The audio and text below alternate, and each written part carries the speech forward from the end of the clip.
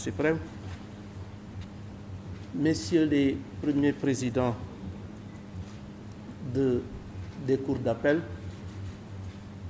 messieurs les procureurs généraux près les dites cours, monsieur le président de l'Union des magistrats sénégalais, monsieur l'inspecteur général de l'administration de la justice, monsieur le bâtonnier de l'ordre des avocats, monsieur le président, monsieur l'observateur national des lieux de privation de liberté, madame la présidente du comité sénégalais des droits de l'homme, mesdames, messieurs les directeurs généraux, directeurs et conseillers techniques, messieurs les présidents des tribunaux de grande instance de Dakar et de Pikine-Guédiawaye, messieurs les procureurs de la République près les tribunaux de grande instance, mesdames, messieurs les délégués du procureur de la République, messieurs les officiers, mesdames, messieurs distingués invités, en vos rangs, grades, titres et qualités. Je voudrais tout d'abord vous souhaiter la bienvenue et vous remercier d'avoir bien voulu répondre à notre invitation. Je souhaiterais particulièrement saluer la présence parmi nous des partenaires comme l'Union européenne, les États-Unis d'Amérique, la France et l'Allemagne, des organisations de défense des droits de l'homme, des différents ordres professionnels, avocats, notaires, huissiers, experts, des syndicats et autres amicales et associations de la justice. C'est un honneur pour moi de présider pour la première fois cette conférence annuelle des chefs de parquet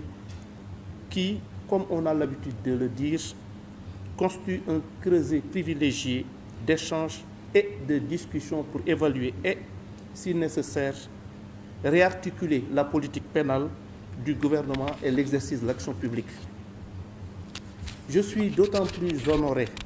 que j'ai exercé la quasi-totalité de ma carrière de magistrat au sein de la grande famille du parquet, caractérisée par sa solidarité et son indivisibilité. Mesdames et messieurs, le rendez-vous de cette année présente la particularité d'intervenir à un moment de réflexion et de profonde mutation de notre système pénal. En effet, à la faveur de l'adoption de l'agenda 2050,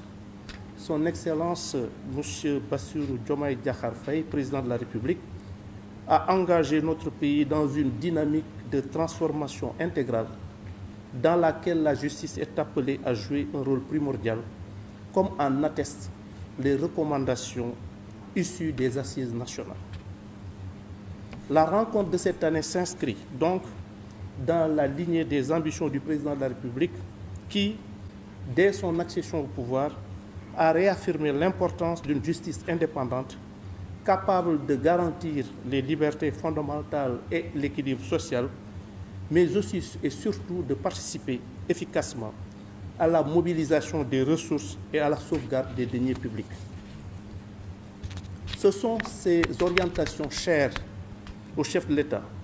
que le département de la justice qui m'est confié s'efforcera de traduire en actes concrets à travers un ensemble de réformes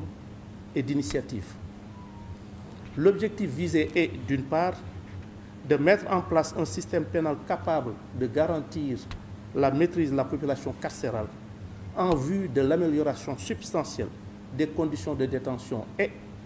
d'autre part, de renforcer la contribution de la justice à la couverture des charges publiques. Ces deux thématiques cruciales cristalliseront d'ailleurs l'essentiel des discussions de notre rencontre. Mesdames et messieurs, en dépit des nombreuses réformes législatives et réglementaires entreprises ces dernières années, la problématique de la surpopulation carcérale est devenue un défi structurel et humain en raison de la survivance d'un certain nombre de lenteurs et de goulots d'étranglement dans le traitement des dossiers. Mesdames et messieurs les représentants du ministère public, le renforcement de l'implication de la justice dans la sauvegarde des ressources publiques et sa contribution active dans l'économie nationale implique de notre part une redynamisation du processus de recouvrement des amendes, confiscation et autres frais de procédure dont le produit devrait constituer une source importante de recettes pour le budget de l'État. Des avancées importantes ont été réalisées dans ce sens avec la conception d'un guide pour le recouvrement des amendes, l'installation d'un bureau d'exécution des peines dans certaines juridictions dites pilotes comme Saint-Louis et le déploiement de plusieurs moyens matériels. Cependant, l'exploitation des statistiques reçues récemment des différents parquets montre que l'exécution des condamnations pécuniaires bute encore sur un certain nombre de défis liés notamment à l'anachronisme du processus d'exécution, l'éparpillement des responsabilités, l'absence de coordination entre les acteurs impliqués et l'insuffisance de personnels et de moyens. Les études récentes, sous mon autorité, effectuées par la Direction des affaires criminelles et grâces, révèlent en effet que rien qu'au tribunal de grande instance de Dakar, le montant des amendes prononcées entre 2022 et 2024 et non encore recouvrées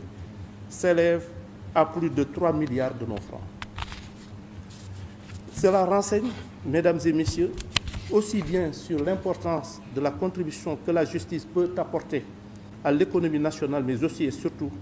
sur l'urgence d'une exécution effective des décisions. C'est sur ce chantier des mesures correctives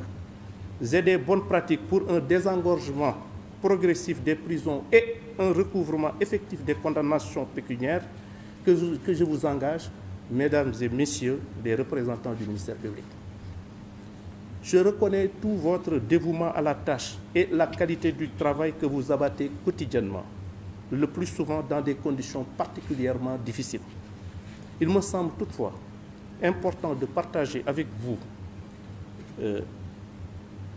certains défis tirés de l'analyse de quelques statistiques reçues des parquets et des cabinets d'instruction. L'implication du ministère public dans la mise en œuvre des modes d'aménagement des peines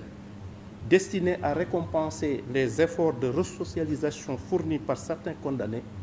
reste encore insuffisante, voire marginale. Les dossiers en attente de réquisitoire définitif dans les parquets, les lenteurs dans le traitement et la transmission des dossiers frappés d'appel, les retards constatés dans l'enrôlement et la mise en état des procédures continuent d'atténuer les performances que vous avez réalisées dans d'autres aspects de la justice pénale.